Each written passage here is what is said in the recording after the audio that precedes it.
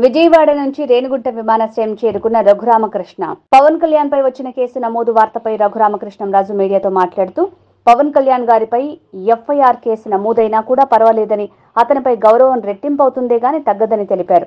పవన్ కళ్యాణ్ సూటిగా సనాతన ధర్మంపై స్పష్టంగా మాట్లాడారని, దానిపై తప్పుబట్టాల్సిన అవసరం లేదన్నారు. పవన్ కళ్యాణ్ అన్ని మతాలను గౌరవిస్తూ తన మతాన్ని గౌరవిస్తున్నానని అర్థమయ్యే భాషలో తెలిపారు.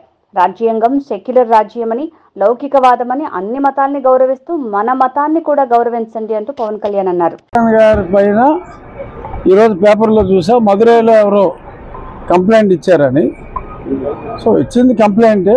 ఈవెన్ ఒకవేళ ఎఫ్ఐఆర్ రిజిస్టర్ అయినప్పటికీ కూడా దానివలన ఇబ్బందులు ఏమీ ఉండవు. పవన్ కళ్యాణ్ గారు సూటిగా అన్య మతాలని గౌరవిస్తూ తన మతాన్ని తను ప్రేమిస్తాను అని చెప్పి అందరికీ అర్థమయ్యే భాషలో చెప్పారు.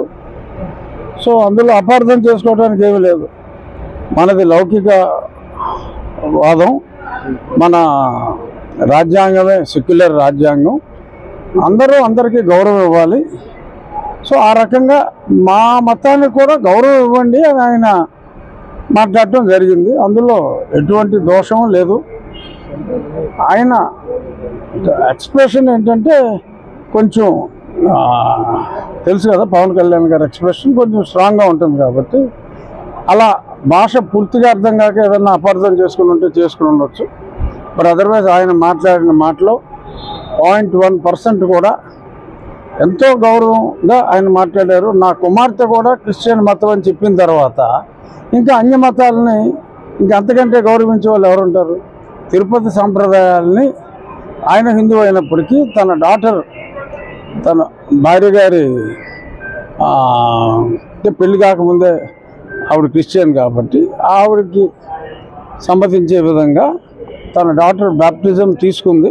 అందుకని చెప్పి తనతో కూడా నేను ఇది డిక్లరేషన్ ఇప్పించాను అని చెప్పారు. అన్ని మతాలని గౌరవిస్తాను, నా సనాతన ధర్మాన్ని నేను ప్రేమిస్తాను అన్నారు. సో చాలా కరెక్ట్గా మాట్లాడారు. సో దానివల్ల ఎటువంటి కేసులు ఉండవు.